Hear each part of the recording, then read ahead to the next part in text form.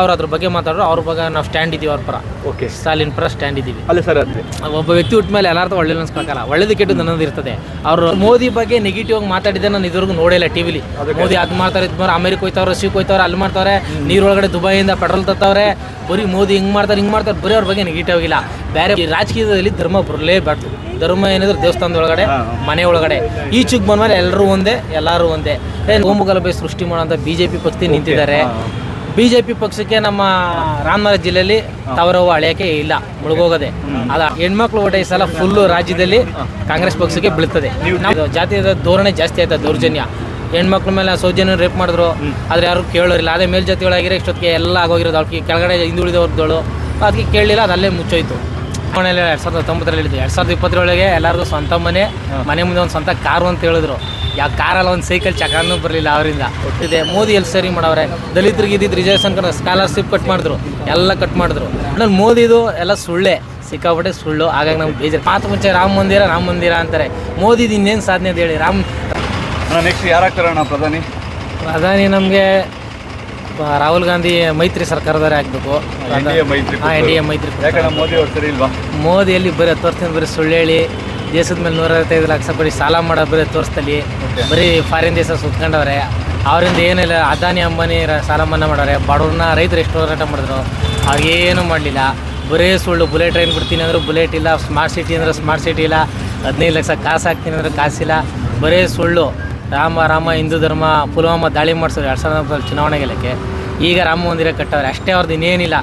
CA ಜಾರಿಗೊಳಿಸವ್ರೆ, article 370 ರದ್ದು ಮಾಡೋರು. ಇಷ್ಟು ಬಿಟ್ಟರೆ 4 ಸಾಧನೆ ಅಷ್ಟೇ, ಇನ್ನೇನಿಲ್ಲ ಮೋದಿದು. ಇನ್ನೊಂದ್ಸಲ ಹೇಳಿ ಅಣ್ಣ, 4 ಸಾಧನೆ ಯಾವುದು ಅಂತ? ಅದೇ ಪುಲ್ವಾಮಾ ದಾಳಿ, ರಾಮ ಮಂದಿರ, CA ಜಾರಿಗೊಳಿಸವ್ರೆ, ಆರ್ಟಿಕಲ್ 370 ರದ್ದು ಮಾಡವ್ರೆ. ಅದು ಬಿಟ್ರೆ ಅವ್ರು ಸುಳ್ಳುಗಳು ಹೇಳಿ ಅಣ್ಣ. ಇವಾಗ ಸುಳ್ಳುಗಳು ಹೇಳಿದ್ರಿ. Bullet train, smart city, 15 lakh.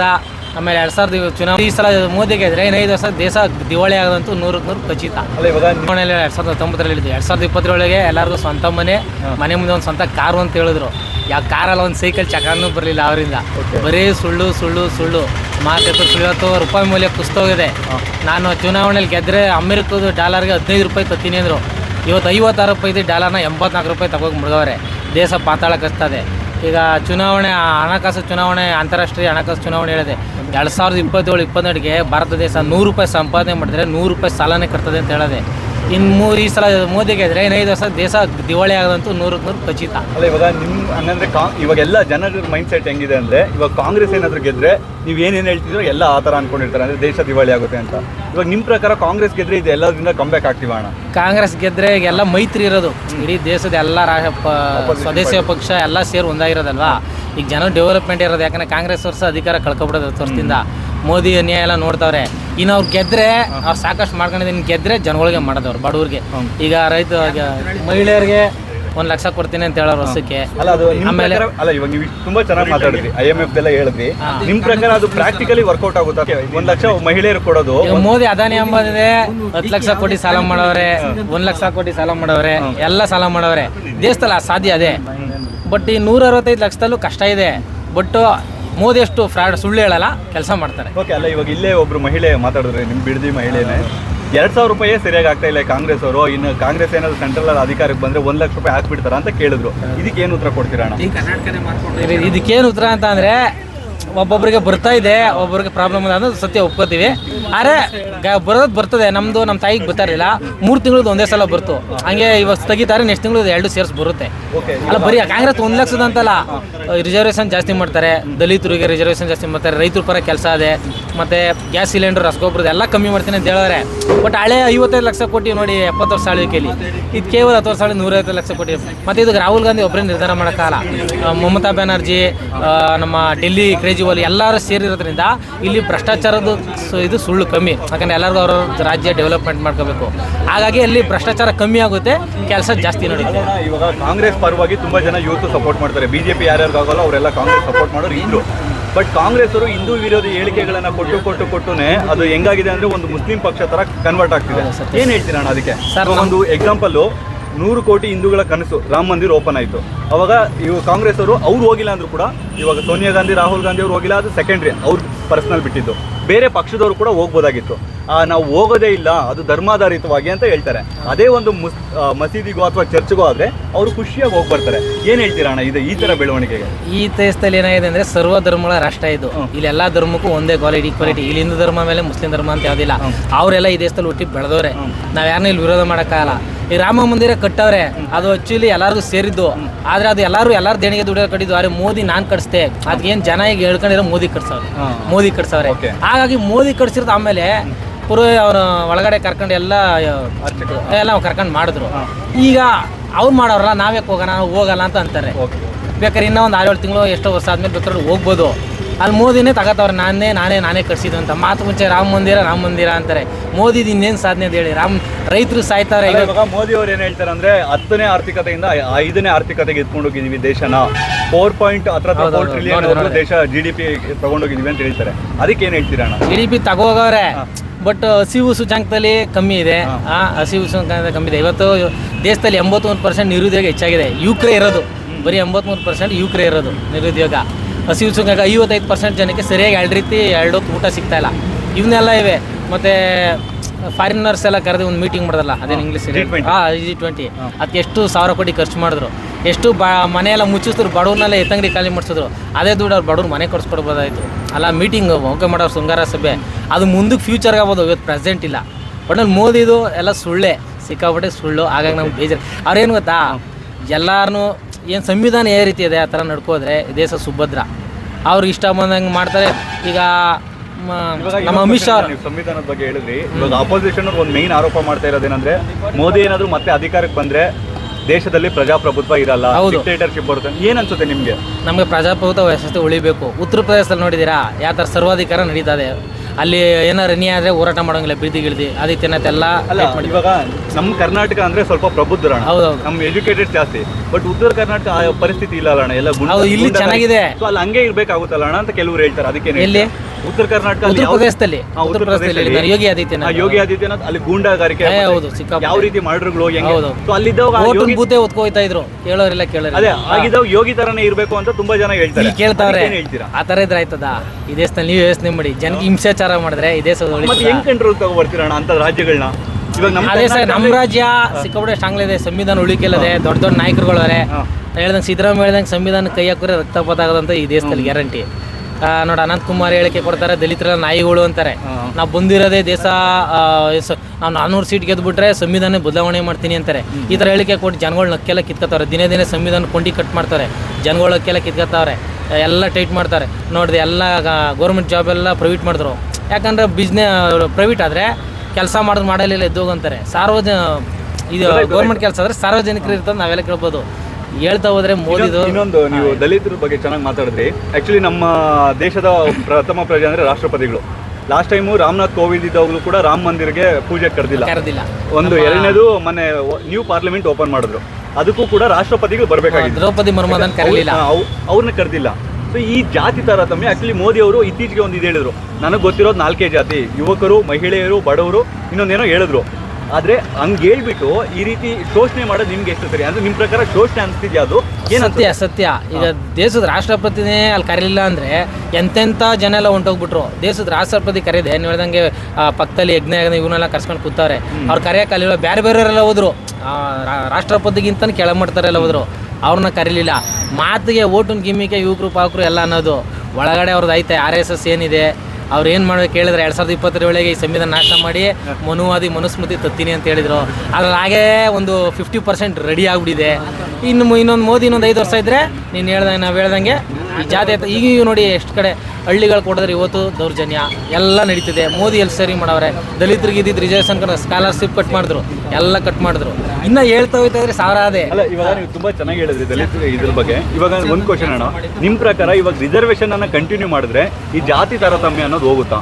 Sir, ಜಾತಿ ತಾರತಮ್ಯ ಹೋಗ್ಬೇಕಂದ್ರೆ ನಿಮ್ ಪ್ರಕಾರ ಏನ್ ಮಾಡ್ಬೇಕು? ಇವಾಗ ಕಾಂಗ್ರೆಸ್ ಅವರು ಅದನ್ನೇ ಅಸ್ತ್ರವಾಗಿ ಮಾಡ್ಕೊಂಡಿದ್ದಾರೆ. ಇವಾಗ ಕಾಂಗ್ರೆಸ್ ಅವರು ಏನ್ ಹೇಳ್ತಿದಾರೆ ಅಂದ್ರೆ, ನಾವ್ ಇನ್ನೂ ರಿಸರ್ವೇಷನ್ ಜಾಸ್ತಿ ಮಾಡ್ತೀವಿ ಅಂತ ಹೇಳ್ತಿದ್ದಾರೆ. ಸೊ ಹಂಗ್ ಮಾಡಿದ್ರೆ ನಿಮ್ ಪ್ರಕಾರ ಇವಾಗ ಈ ಜಾತಿ ತಾರತಮ್ಯ ಅನ್ನೋದು ಹೋಗುತ್ತಾ ಅಂತ? ಎಲ್ಲಿವರೆಗೂ ಜಾತಿ ಭೇದ ಭಾವ ಇರುತ್ತೆ, ಮೇಲು ಕೀಳು ಅನ್ಟಚಬಲ್ ಎಲ್ಲ ಇರ್ತದಲ್ಲ, ಅಲ್ಲಿಗಂಟ ರಿಸರ್ವೇಷನ್ ಬೇಕೇ ಬೇಕು. ಅದು ಹೋಗಿರ್ಲಿ, ಎಲ್ಲರೂ ಒಂದೊಂದು ತಮ್ಮಳ್ಳಿ. ಈಗ ಸಾವು ಬಂದಿ ಭೋಜನ ಎಲ್ಲ ತರ ಫ್ರೆಂಡ್ಸ್ ಅಲ್ಲಿ. ಈಗ ಮ್ಯಾರೇಜ್ ಒಂದು ಬಾಕಿ ಇದೆ, ಅನ್ಯ ಜೊತೆ ಕುಂತ್ಕೊಂಡು ಅರೇಂಜ್ ಮ್ಯಾರೇಜ್ ಮದುವೆ ಮಾಡಲಿ. ಎಲ್ಲೂ ಜಾತಿ ಎತ್ತಬಾರ್ದು, ಎಲ್ಲ ತಾವು ಸೇರಿಸ್ಬೇಕು, ದೇವಸ್ಥಾನದೊಳಗೆ ಸೇರಿಸ್ಬೇಕು, ಏನೇನು ಕ್ಷೇತ್ರ ಕಟ್ಟಿಂಗ್ಸ್ ಎಲ್ಲ ತಾವು ಮುಕ್ತ ಆಗಲಿ, ರಿಸರ್ವೇಷನ್ ಬೇಡಕ್ಕೆ ಬೇಡ ತೆಗಿಲಿ, ಎಲ್ಲ ಮುಕ್ತ ಆಗೋವರೆಗೂ ರಿಸರ್ವೇಷನ್ ಬೇಕು, ಸಮಾನತೆ ಸಮಾಜ ನಿರ್ಮಾಣ ಆಗೋವರೆಗೂ ಸಂವಿಧಾನ ಏನು ಮೀಸಲಾತಿ ಬೇಕೇ ಬೇಕು. ಇನ್ನೂ ಜಾಸ್ತಿ ಮಾಡಲಿ, ಯಾಕಂದರೆ ದಿನೇ ದಿನೇ ಜಾತಿಯ ಧೋರಣೆ ಜಾಸ್ತಿ ಆಯ್ತದೆ, ದೌರ್ಜನ್ಯ, ಹೆಣ್ಮಕ್ಳ ಮೇಲೆ ಸೌಜನ್ಯ ರೇಪ್ ಮಾಡಿದ್ರು, ಆದರೆ ಯಾರು ಕೇಳೋರಿಲ್ಲ. ಅದೇ ಮೇಲ್ಜಾತಿಗಳಾಗಿರೋ ಇಷ್ಟೊತ್ತಿಗೆ ಎಲ್ಲ ಆಗೋಗಿರೋದು, ಅವ್ರಿಗೆ ಕೆಳಗಡೆ ಹಿಂದುಳಿದವ್ರಗಳು ಅದಕ್ಕೆ ಕೇಳಲಿಲ್ಲ, ಅದು ಅಲ್ಲೇ ಮುಚ್ಚೋಯ್ತು. ಹಂಗೆ ಈ ಥರ ಸಾವಿರ ಹೇಳ್ತಾ ಹೋಗ್ತಿದ್ರೆ ಅಲ್ಲದಾಗ ಬೇಕೇ ಬೇಕು, ರಿಸರ್ವೇಷನ್ ಬೇಕು. ಮತ್ತು ಇನ್ನೊಂದು ಆ್ಯಕ್ಚುಲಿ ಒಂದೇ ಒಂದು ಮೋದಿಯವ್ರ ಬಗ್ಗೆ ಹೇಳ್ಬೇಕಾಗಿರೋದೇನೆಂದರೆ, ನಮ್ಮ ದೇಶದಲ್ಲಿ ತುಂಬ ಪ್ರಧಾನಿಗಳು ಪ್ರತಿಯೊಬ್ಬರು ಕೂಡ ಪ್ರೆಸ್ ಮೀಟ್ ಅಟೆಂಡ್ ಮಾಡಿದ್ದಾರೆ. ಮೋದಿ ಅವರು ಒಂದೇ ಒಂದು ಪ್ರೆಸ್ ಮೀಟ್ ಅಟೆಂಡ್ ಮಾಡಿಲ್ಲ. ಮತ್ತೆ ಇನ್ನೊಂದು ಕ್ವಶನ್ ಏನಂದ್ರೆ, ಮಣಿಪುರದ ಇಷ್ಟು ಹಿಂಸಾಚಾರ ಆಯಿತು, ಯಾಕೆ ಹೋಗಿಲ್ಲ ಅಂತ ನಿಮ್ಗೆ ಹೋಗ್ಲೇ ಇಲ್ಲ. ಏನ್ ಅನ್ಸುತ್ತೆ ಈ ಎರಡರ ಬಗ್ಗೆ? ಒಂದು ಪ್ರೆಸ್ ಮೀಟ್ ಮಾಡದೇ ಇರೋದು, ಮತ್ತೆ ಮಣಿಪುರ. ಅದೇ ನಿಮ್ಮಂಗೆ ಮೈಕ್ ಎತ್ಕೊಂಡು ಬರೀ ಸತ್ಯ ಕೇಳ್ತಿರಲ್ಲ, ಅವಾಗ ಹೇಳಕ್ ಆನ್ಸರ್ ಇಲ್ಲ, ತಗೊಳಕ ಹೋಗ್ಬಿಡ್ತೀನಲ್ಲ, ಲಾಕ್ ಹೋಗ್ಬಿಡ್ತೀನಿ ಅಂತ. ಮಣಿಪುರದ ಹಿಂಸಾಚಾರದ ಬಗ್ಗೆ ನೋಡಿ, ಅಲ್ಲಿ ಎಲ್ಲೆಲ್ಲೋ ಹೋಗ್ತಾರೆ, ಇಲ್ಲಿಗೆ ಹೋಗ್ಲಿಲ್ಲ, ಅದು ಸರಿಯಾಗಿ ಅದ್ರ ಬಗ್ಗೆ ಮಾಹಿತಿ ಇಲ್ಲ. ಮಣಿಪುರದ್ದು ನೋಡಿ ಹಿಂಸಾಚಾರ ನಡೀತದೆ, ಮೋದಿ ಅಲ್ಲಿಗೆ ಹೋಗ್ಲಿಲ್ಲ ಅಂತ ಹೋರಾಟ ಗಿರಾಟ ಎಲ್ಲ ನಡೀತು. ಮತ್ತು ಅವ್ರು ಯಾರೋ ಬಾಡಿ ಬಿಡ್ರು, ಅದೇ ಒಂದು ದೇಶದಲ್ಲಿ ಬೇರೆ ದೇಶದಲ್ಲಿ ಹೇಳಿದ್ರು. ನಮ್ಮ ಮಣಿಪುರದಲ್ಲಿ ಹಿಂಸಾಚಾರ ನಡೀತಾ ಇದೆ, ಮೋದಿ ಅವ್ರು ಬರ್ತಾ ಇಲ್ಲ, ಅಲ್ಲಿ ಬನ್ನಿ ಅಂತ ಹೇಳಿದ್ರು. ನೋಡಿ ನಿಮ್ಮ ದೇಶದಲ್ಲಿ ಹಿಂಸಾಚಾರ ನಡೀತದೆ, ಹೋಗ್ಲಿಲ್ಲ ಅಲ್ಲಿಗೆ. ನಮ್ಗೆ ಅದ್ರ ಬಗ್ಗೆ ಬೇಜಾರಿದೆ ಮೋದಿ ಮೇಲೆ. ಎಲ್ಲೇ ನೋಡಿ, ಇಲ್ಲಿ ಈಗ ನಾಳೆ 4ನೇ ತಾರೀಕು ಹೋಗಿ ಓಟ್ ಕೇಳೋಕ್ಕೆ ಮತಬೇಟೆಗೆ ಬಿದ್ದವ್ರೆ. ಅಲ್ಲಿ ಹಿಂಸಾಚಾರಕ್ಕೆ ಹೋಗಿ ಅಲ್ಲಿ ಜನಕ್ಕೆ ಎಷ್ಟು ಜನ ಸಾವು ನೋವಾಗದೆ, ಅವ್ರಿಗೇನು ವ್ಯವಸ್ಥೆ ಮಾಡಬೇಕು ಅವೇನು ಮಾಡಲಿಲ್ಲ. ಇಲ್ಲಿ ಓಟಿಗೆ ನಾಳೆ ದಿನ ಇಲ್ಲಿ ಮತಬೇಟೆಗೆ ಬಿದ್ದವ್ರೆ. ಓಕೆ ಸರ್, ಇವಾಗ ಕಾಂಗ್ರೆಸ್ ಸರ್ಕಾರದ್ದು ಜನ ಇವಾಗ 5 ಸ್ಕೀಮ್ ಕೊಟ್ಟಿದ್ದಾರಲ್ಲ, ಕಾಂಗ್ರೆಸ್ ಸರ್ಕಾರದ್ದು ಪಾಸಿಟಿವ್ಗಿಂತ ನೆಗೆಟಿವ್ ಅನ್ನೋದೇ ಕ್ರಿಯೇಟ್ ಆಗಿದೆ. ಏನಕ್ಕೆ ಅಂತ ಹೇಳ್ತೀನಿ ನೋಡಿ. ಏನಕ್ಕಂದ್ರೆ ಎಲ್ಲರಿಗೂ ಸರಿಯಾಗಿ ಅಮೌಂಟ್ ಬೀಳ್ತಿಲ್ಲ. 1 ಮಂತ್ 2 ಮಂತ್ ಬೀಳ್ತಿದೆ. ಇವಾಗ ನೀವಂದ್ರೆ 3 ಮಂತ್ಸಿಗೆ ಬೀಳುತ್ತೆ, ಹಾಗೆ ಜನ ಹೋಪ್ ಕಳ್ಕೊಂಡಿದ್ದಾರೆ. 5 ಏನು ಅವರು ಸ್ಕೀಮ್ ಘೋಷಣೆ ಮಾಡಿದ್ರು ಅದು ರೀಚ್ ಮಾಡೋದ್ರಲ್ಲಿ ಸ್ವಲ್ಪ ವಿಫಲರಾಗಿದ್ದಾರೆ ಅಂತ ಅನಿಸ್ತಿದೆ. ನಿಮ್ಗೇನು ಅನ್ಸುತ್ತೆ? ಹೌದು, ಸ್ವಲ್ಪ ವಿಫಲ ಆಗಿದ್ದಾರೆ. ನಮ್ಮೂರಲ್ಲಿ ಒಂದು ಅಷ್ಟು ಜನಕ್ಕೆ ಬರಬೇಕು, ಬರ್ತೈತೆ. ಒಂದೊಂದ್ಸಲ ಹೇಳ್ತಾರೆ 2 ತಿಂಗಳು ಸೇರಿಸ್ಬೋದು ಅಂತಾರೆ, ಅವ್ರು ಇನ್ನೂ ಬಂದಿಲ್ಲ ಅಂತಾರೆ. ಅಮೌಂಟ್ ಆಗೋದ್ರಲ್ಲಿ ವಿಫಲರಾಗವ್ರೆ. ಬಟ್ ಹೆಣ್ಮಕ್ಳು ಭಾಳ ಖುಷಿಯಾಗವ್ರೆ. ಹೆಣ್ಮಕ್ಳು ಓಟ ಈ ಸಲ ಫುಲ್ಲು ರಾಜ್ಯದಲ್ಲಿ ಕಾಂಗ್ರೆಸ್ ಪಕ್ಷಕ್ಕೆ ಬೀಳ್ತದೆ.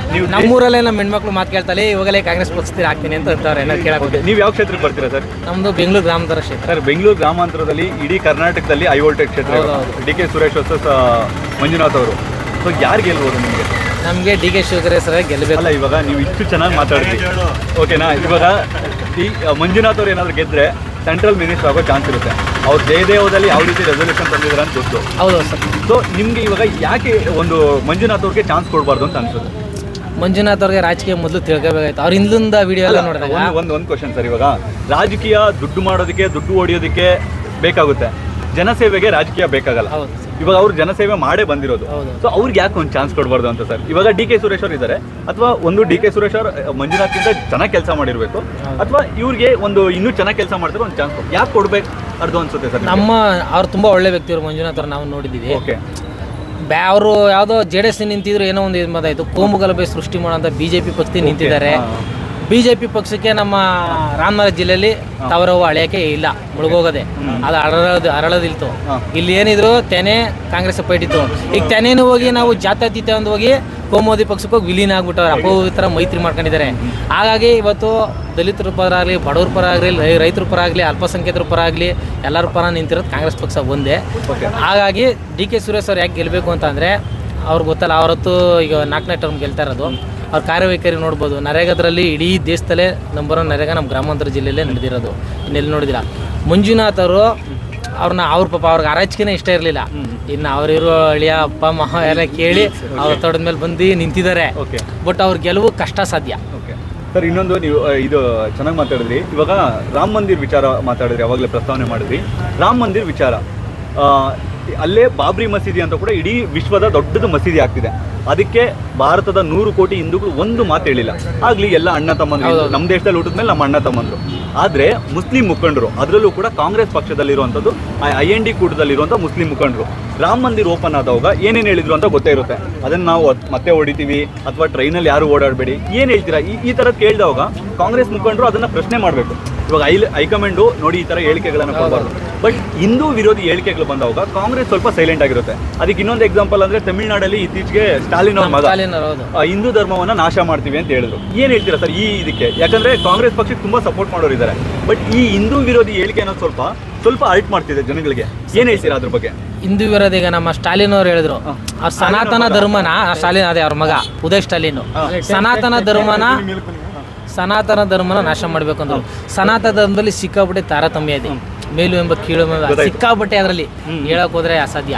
ಅದನ್ನ ನಾವು ನಾಶ ಮಾಡ್ಬೇಕಂತಂದ್ರು. ಅಂದ್ರೆ ಇಲ್ಲೇನಂದ್ರೆ ಎಲ್ಲರೂ ಈಕ್ವಾಲಿಟಿ ಇದ್ರೆ ಇರ್ಲಿ ಅಂತ, ಅದು ಸಿಕ್ಕಾಪಟ್ಟೆ ಚೆನ್ನಾಗಿ ನಿಮಗೆ ಗೊತ್ತಿರ್ಬೇಕು. ಹಾಗಾಗಿ ಅವ್ರು ಅದ್ರ ಬಗ್ಗೆ ಮಾತಾಡೋರು, ಅವ್ರ ಬಗ್ಗೆ ನಾವು ಸ್ಟ್ಯಾಂಡ್ ಇದೀವಿ, ಅವ್ರ ಪರ. ಓಕೆ, ಸ್ಟಾಲಿನ್ ಪರ ಸ್ಟ್ಯಾಂಡ್ ಇದೀವಿ. ಅಲ್ಲ ಸರ್, ಸನಾತನ ಧರ್ಮ ಅನ್ನೋದು ಇವಾಗ ಅವರು ತಾರತಮ್ಯ ಇದು ಮಾಡಬೇಕು. ಇವಾಗ ನೋಡಿ, ಬಸವಣ್ಣ ಅವ್ರು ಹೇಳಿದ್ದು ಅದೇ, ನಮ್ಮ ಎಲ್ಲರೂ ಹೇಳಿದ್ದು ಅದೇ, ಬುದ್ಧ ಹೇಳಿದ್ದು ಅದೇ, ಬಸವ, ಅಂಬೇಡ್ಕರ್, ಪೆರಿಯರ್ ಹೇಳಿದೆಲ್ಲ ಅದೇ. ಅದನ್ನ ಹೇಳಿದ್ರೆ ಓಕೆ, ಅವರು ಡೈರೆಕ್ಟ್ ಆಗಿ ಹಿಂದೂ ಧರ್ಮವನ್ನ ಟಾರ್ಗೆಟ್ ಮಾಡ್ತಿದ್ದಾರೆ. ಇವಾಗ ಇನ್ನೊಂದು ಕ್ವಶನ್, ನೀವು ಸ್ಟಾಲಿನ್ ಪರ ಸಪೋರ್ಟ್ ಮಾಡ್ತಿದ್ದೀರಾ, ಅದೇ ಸ್ಟಾಲಿನ್ ಅವರು ಅದೇ ಕ್ರಿಶ್ಚಿಯಾನಿಟಿ, ಅದೇ ಜಾತಿ ಪದ್ಧತಿಯನ್ನ ಕ್ಯಾರಿ ಮಾಡ್ತಿದ್ದಾರೆ, ಏನು ಹೇಳ್ತೀರಾ ಸರ್? ಇವಾಗ ತಮಿಳ್ನಾಡಲ್ಲಿ ಕ್ರಿಶ್ಚಿಯನ್ ಧರ್ಮಕ್ಕೆ ಕನ್ವರ್ಟ್ ಆಗ್ತಾರೆ ಅನ್ಕೊಳ್ಳಿ, ಓಕೆನಾ? ಯಾವುದೋ ಒಂದು ಜಾತಿ, ಅವ್ರು ಆ ಜಾತಿಯನ್ನ ಏನಂತ ಇಟ್ಕೊಂಡಿದ್ದಾರೆ? ಇವಾಗ ಹಿಂದೂ ಧರ್ಮದಲ್ಲಿ ಒಂದು ಜಾತಿ ಜಾತಿಗಳವೆ, ಅವರು ಕ್ರಿಶ್ಚಿಯನ್ ಕನ್ವರ್ಟ್ ಆದ್ಮೇಲೆ ಜಾತಿ ಪದ್ಧತಿ ಬಿಡ್ಬೇಕಲ್ವಾ? ಅವ್ರು ಕ್ರಿಶ್ಚಿಯನ್ ಕನ್ವರ್ಟ್ ಆದ್ಮೇಲೆ ಅದೇ ಜಾತಿ ಕಂಟಿನ್ಯೂ ಮಾಡ್ಕೊಂಡು ಹೋಗ್ತಾರೆ. ಅದಕ್ಕೆ ಏನು ಹೇಳ್ತಿದ್ದೀರಾ ಅವ್ರಿಗೆ? ನನ್ನ ಕ್ವಶನ್ ಬಂದ್ಬಿಟ್ಟು, ಅವರ ಟಾರ್ಗೆಟ್ ಬಂದ್ಬಿಟ್ಟು ಹಿಂದೂ ಧರ್ಮ. ಹೌದು, ಅದಕ್ಕೆ ಏನು ಹೇಳ್ತೀರಾ ನೀವು? ಯಾರು? ಸ್ಟಾಲಿನ್ ಅವ್ರದ್ದು ಅದೇ ಎಲ್ಲ ಕನ್ವರ್ಟ್ ಮಾಡಿ ಕ್ರಿಶ್ಚಿಯನ್ ಮಾಡ್ಕೊತಿದ್ರೆ ಅಂತ ಹೇಳ್ತಾ ಇದ್ದಾರೆ. ಕನ್ವರ್ಟ್ ಮಾಡಿ ಕ್ರಿಶ್ಚಿಯನ್ ಮಾಡೋದು ಇವಾಗ ನಿಮ್ಮ ಪ್ರಕಾರ ಅಂದ್ರೆ ಈಗ ಏನು ಅಂದ್ರೆ ಅವ್ರ ಮತಪೇಟೆ ಹೆಚ್ಚಿಸ್ಕೊಳ್ಳೋದು, ನಮ್ದು ಧರ್ಮ ಇನ್ನೊಸಿ ಪವರ್ ಮಾಡೋದು. ಈಗ ಹೆಂಗೆ ಹಿಂದೂ ಧರ್ಮದಲ್ಲೆಲ್ಲ ನಮ್ದು ಅವ್ರು ನಮ್ದು ಮಾಡೋಣ ಅಂತ ಹೊರಟಿದ್ದಾರೆ. ಈಗ ರಾಮ ಮಂದಿರ ದಿನ ತಮಿಳ್ನಾಡು ಫುಲ್ ಏನೋ ಒಂದು ಎಲ್ಲೂ ಪೂಜೆ ನಡೆಯಕ್ಕೆ ಬಿಡ್ಲಿರುತ್ತೆ, ಮಾಡೋಂಗಿಲ್ಲ ಅಂತ ಸ್ಟ್ರಿಕ್ಟ್ ಮಾಡ್ದಂತೆ.